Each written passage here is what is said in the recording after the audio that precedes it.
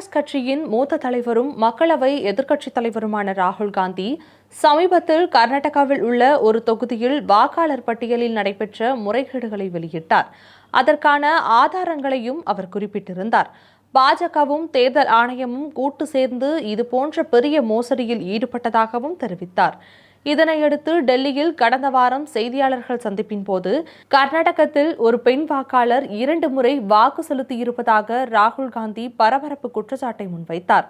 பெங்களூரு மத்திய மக்களவை தொகுதிக்கு உட்பட்ட மகாதேவ்புரா சட்டமன்ற தொகுதியில் மிகப்பெரிய வாக்காளர் மோசடி நடந்துள்ளதாகவும் இந்த சட்டப்பேரவை தொகுதியில் 1 லட்சத்திற்கும் மேற்பட்ட போலி வாக்காளர்கள் கண்டறியப்பட்டுள்ளதாகவும் கூறினார். இது தொடர்பாக காங்கிரஸ் மேற்கொண்ட ஆய்வில் சரியாக 1,250,000 போலி வாக்காளர்கள் இருப்பது கண்டறியப்பட்டதாகவும் அதில் 11,965 வாக்காளர்களின் பெயர்கள் 2 முறை பதிவாகியுள்ளதாகவும் ராகுல் கூறினார். 40,009 வாக்காளர்களின் முகவரிகள் போலி என பகிரங்க குற்றச்சாட்டை முன்வைத்த அவர் 10,452 வாக்காளர்கள் ஒரு குறிப்பிட்ட முகவரியில் மொத்தமாக பதிவு செய்துள்ளதாகவும் குறிப்பிட்டுள்ளார். இதற்கு முற்றிலும் மறுப்பு தெரிவித்து ராகுல் காந்திக்கு நோட்டீஸ் அனுப்பிய தேர்தல் ஆணையம் அவர் மன்னிப்பு கேட்கவும் வலியுறுத்தியது. இதனை கண்டித்து டெல்லியில் மக்களவை எதிர்க்கட்சித் தலைவர் ராகுல் காந்தி தலைமையில் இந்தியா கூட்டணி எம்பிக்கள் நாடாளுமன்றத்தில் இருந்து தேர்தல் ஆணையம் நோக்கி 300க்கும் மேற்பட்டோர் கிட்டத்தட்ட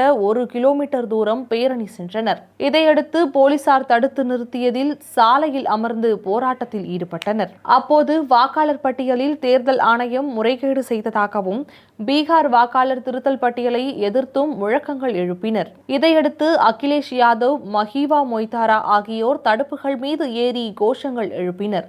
இந்நிலையில் போராட்டத்தின் போது ஏற்பட்ட அசௌகரியம் காரணமாக மஹிவா மொய்தா, மித்தாலிபாக் ஆகிய எம்பிகள் மயங்கி விழுந்தனர். தொடர்ந்து ராகுல் காந்தி, பிரியங்கா காந்தி, KC வேணுகோபால், சஞ்சய் ராவத், அகிலேஷ் யாதவ், சுப்ரியா சுலே, மஹிவா மொய்தாரா உள்ளிட்டோர் கைது செய்யப்பட்டனர்.